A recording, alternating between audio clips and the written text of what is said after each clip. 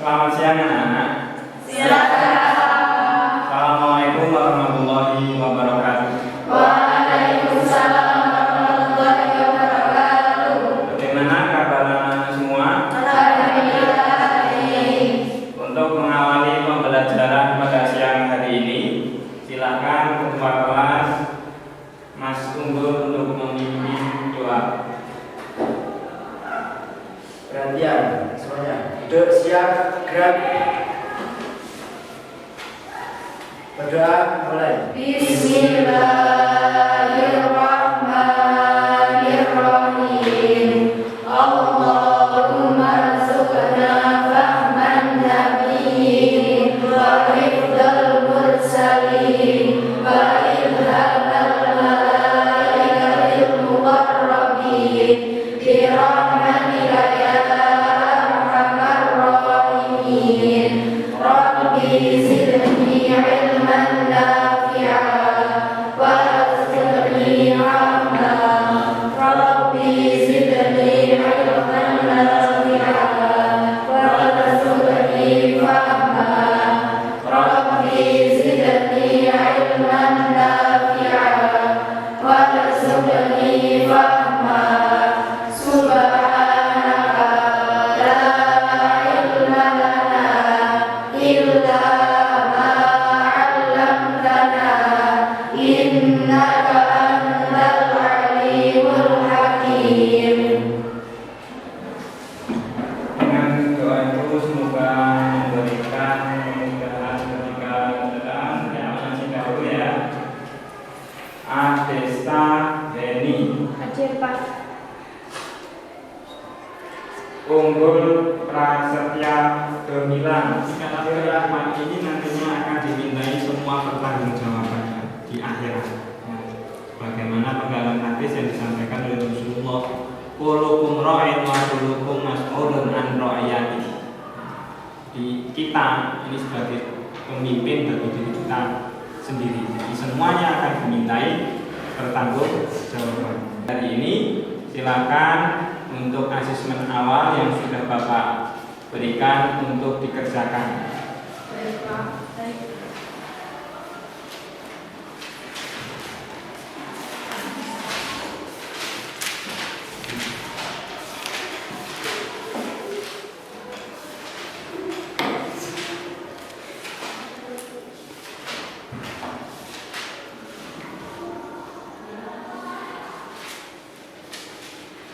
Sudah? Selesai?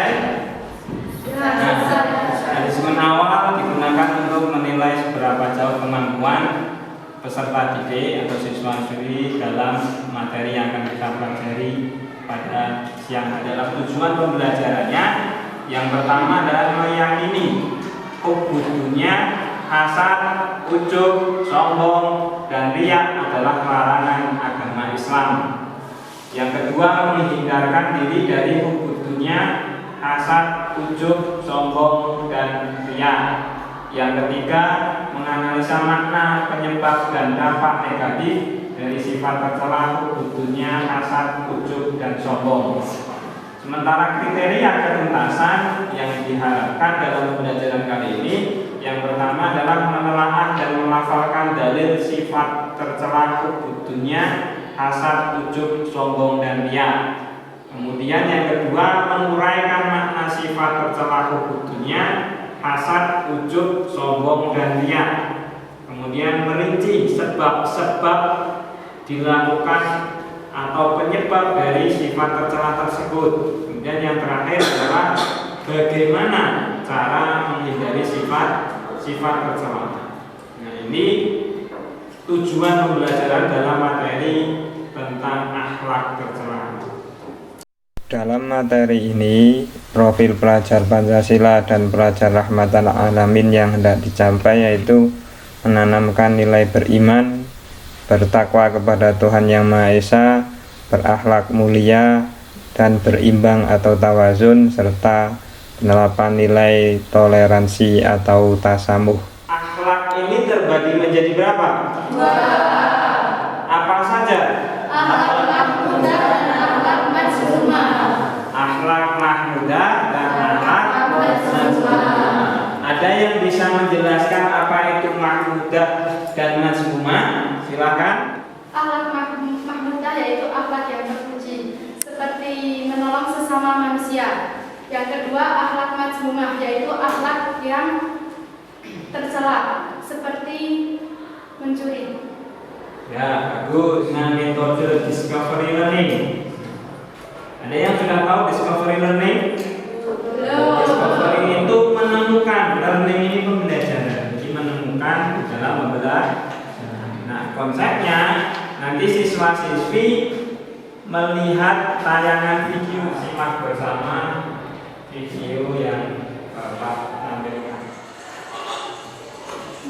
Datanglah seekor semut kecil, perlahan-lahan dicicipinya madu tersebut. Manis. Lalu dia beranjak hendak pergi. Namun rasa manis madu sudah terlanjur memikat hatinya. Dia pun kembali untuk mencicipi lagi sedikit saja. Setelah itu, barulah dia akan pergi. Namun, ternyata dia merasa tidak puas. Hanya mencicipi madu dari pinggir tadi saja. Dia berpikir, karena tidak sekalian saja masuk dan mencuburkan diri agar bisa menikmati manisnya lagi dan lagi. Maka masuklah Sasa, tepat di tengah tetesan madu. Ternyata pada kumitnya malah tergelam penuh madu. Kakinya lengket dari tanah. Dan tentu saja tidak bisa bergerak. Malah melihat hasilnya. Dia terus seperti itu hingga akhir hayatnya. Mati dalam kemakan setetes madu. Demikianlah analogi sederhana tentang dunia dan penciptaan ini. Sebagaimana diperumpamakan dalam sebuah kepala, tidaklah kenikmatan dunia pernah berlalu, melainkan bagi setetes besar madu. Maka siapa yang hanya mencicipinya sedikit, ia akan salah. Namun siapa yang mencuburkan diri ke dalamnya, ia akan binasa. Nah, itu video yang kedua.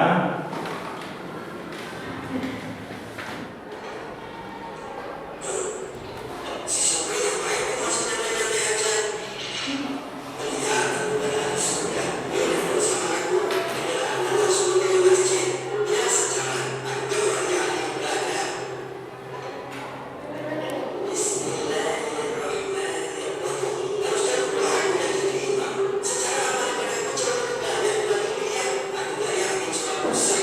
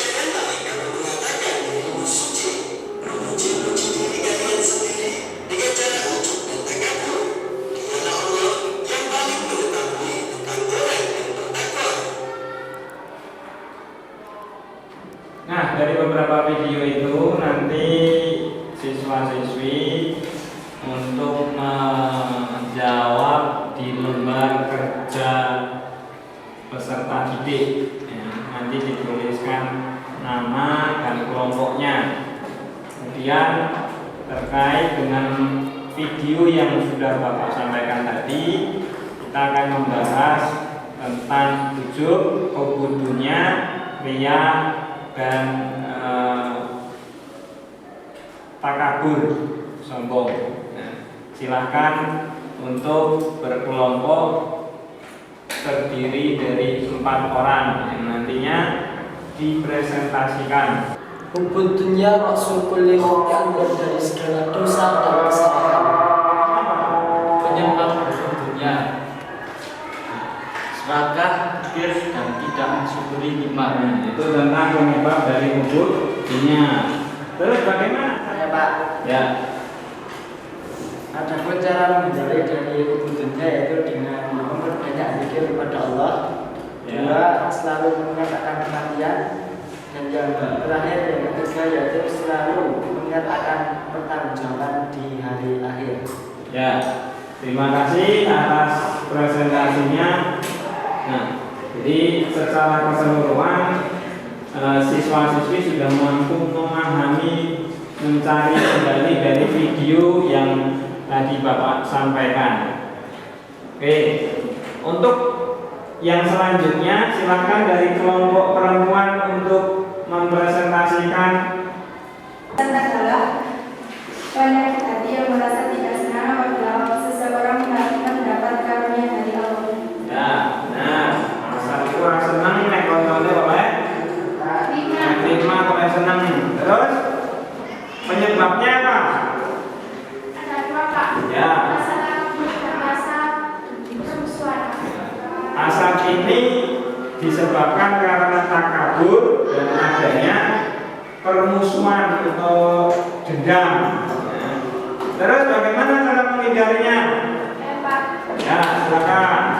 cara menghindari perilaku hasad, syukur, berpikir positif dan berbahagia. Ya, cara menghindarinya dengan senantiasa mensyukuri nikmat yang telah diterima, terus bersikap rendah hati, terus.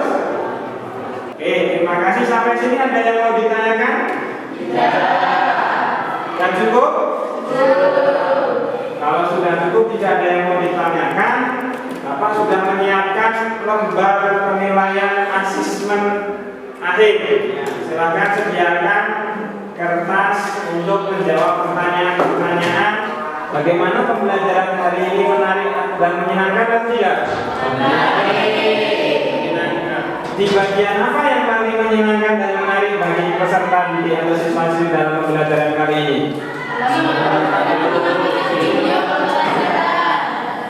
Dalam menganalisa video pembelajaran. Dalam materi-materi ini sudah bisa dipahami dan dimengerti semua. Hubud dunya dan hasad, yaitu yang pertama hubud dunya, mencintai dunia berlebihan dalam segala hal yang tidak ada kemanfaatan dalam kehidupan di akhirat kelak, melupakan tujuan kehidupan akhirat, mementingkan kehidupan dunia. Penyebab daripada hubud dunya yang pertama itu menghalalkan. Dalam cara menghindari hubud dunya, yang pertama senantiasa memperbanyak zikir atau zikrullah. Yang kedua menanamkan sifat qanaah. Terus yang ketiga, segala yang kita lakukan nantinya akan dimintai pertanggungjawaban di akhirat. Kemudian materi yang kedua tentang hasad. Hasad adalah merasa tidak senang jika orang lain mendapatkan nikmat, baik berupa nikmat harta benda ataupun nikmat yang lain seperti kecerdasan, kecantikan, dan lain sebagainya. Penyebab daripada hasad yang pertama adalah adanya rasa permusuhan. Yang kedua, sikap sombong, kemudian merasa paling baik, paling hebat, dan paling benar. Kemudian bagaimana cara untuk menghindari sikap hasad? Yang pertama, senantiasa menanamkan, mewujudkan rasa syukur kepada Allah SWT. Yang kedua, bersifat atau mempunyai pikiran positif thinking. Yang ketiga, senantiasa mempunyai sikap rendah hati. yang keempat saling mengingatkan dan saling menasihati, dan yang terakhir senantiasa mengingat kepada Allah Subhanahu wa taala dan senantiasa berdoa memohon perlindungan dan pertolongan agar dijauhkan dari sikap dengan berdoa bersama-sama dengan bacaan hamdalah dan kafaratul majlis. Mari kita tutup dengan bacaan alhamdulillahirobbilalamin subhanallahumma wa bihamdika asyhadu an la ilaha illa anta astaghfiruka wa atubu ilaik. Kurang lebihnya dari Bapak yang saya sampaikan banyak yang salah. Bapak minta maaf. Assalamualaikum warahmatullahi wabarakatuh. Waalaikumsalam.